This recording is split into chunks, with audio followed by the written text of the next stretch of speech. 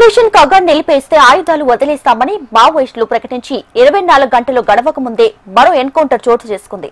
మహారాష్ట్రలోని గడ్చిరోలి జిల్లాలో పోలీసులు మావోయిస్టుల మధ్య ఎదురు కాల్పులు చోటు చేసుకున్నాయి. ఈ కాల్పులో 2 మావోయిస్టులు మృతి చెందారు. ఘటనా స్థలంలో AK-47 సహా పలు ఆయుధాలు స్వాధీనం చేసుకున్నారు పోలీసులు. ఇతర మావోయిస్టులు పారిపోవడంతో వారి కోసం అడవిలో జల్లెడ పడుతున్నారు.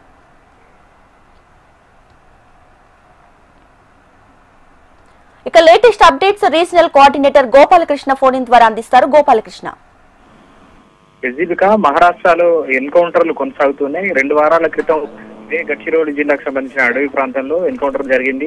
2 వారాల క్రితం జరిగిన ఎన్కౌంటర్ లో 4 మృతి చెందారు. అందులోనూ 2 మహిళా మావోయిస్టులు మృతి చెందారు. తాజాగా జరుగుతున్నటువంటి ఈ ఎన్కౌంటర్ లోనూ ఇప్పుడు చనిపోయినటువంటి 2 మావోయిస్టులు కూడా 2 మహిళలే ఉన్నట్టుగా తెలుస్తోంది. మరోవైపు అత్యాధునిక ఆయుధాలు AK-47 లాంటి ఆయుధాలు అక్కడ సర్చ్ ఆపరేషన్ ఎన్కౌంటర్ లో పాల్గొన్న పోలీసులకు దొరికినట్టుగా మనకున్న సమాచారం. ఇప్పటి వరకు దీనిపైన అధికారిక ప్రకటన మహారాష్ట్ర పోలీసుల నుంచి రాలేదు. కానీ గడ్చిరోలి జిల్లాలో జరుగుతున్నటువంటి ఎదురు కాల్పుల నేపథ్యం అక్కడ 2 మావోయిస్టులు మృతి చెందినట్టుగా స్థానికంగా ఉన్నటువంటి వారి నుంచి సమాచారం అయితే అందుతోంది.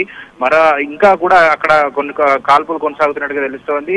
సర్చ్ ఆపరేషన్ కొనసాగుతోంది అని చెప్పి మనకున్నటువంటి సమాచారం. ఛత్తీస్గఢ్ మహారాష్ట్ర సరిహద్దు ప్రాంతాల్లో మావోయిస్టులు సంచరిస్తున్నారనేటువంటి సమాచారంతో గత కొన్ని రోజులుగా అక్కడ కొనసాగుతోంది అని చెప్పుకోవచ్చు పోలీసుల సర్చ్ ఆపరేషన్. ఇప్పుడు కూడా ఇంకా అక్కడ ఈ ఎన్కౌంటర్ తో పాటుగా మిగతా ప్రాంతాల్లో అడవి ప్రాంతాల్లో సర్చ్ ఆపరేషన్ కొనసాగుతున్నది. ఇది ఇలా ఉంటే మరోవైపు ఇప్పటికే సీజ్ ఫైర్ ను ప్రకటించాయి. మావోయిస్ట్ నుంచి డెఫినెట్ గా సీజ్ ఫైర్ ఉంటుంది అనేటువంటి విషయాన్ని నిన్ననే ప్రకటన ద్వారా ఇచ్చారు. కానీ దానికి సంబంధించి ఇంకొక 1 వీక్ టైం కూడా అడిగినట్టుగా తెలుస్తోంది. ఇప్పటికే కేంద్ర హోంశాఖ మంత్రికి తమకు సంబంధించినటువంటి డిమాండ్లు చెప్పడంతో పాటుగా సీజ్ ఫైర్ ఒప్పందాన్ని తాము ఓకే చెప్తున్నట్టుగా ఆయుధాలు విడిచేందుకు సిద్ధంగా ఉన్నామన్న విషయాన్ని కూడా మావోయిస్టులు ప్రకటించారు. కానీ ఇప్పుడు ఈ ఎదురుకాల్పులు ఎందుకు జరిగాయి, దేనివల్ల జరిగాయి అనేటువంటి విషయాలు అయితే బయటికి రావాల్సింది.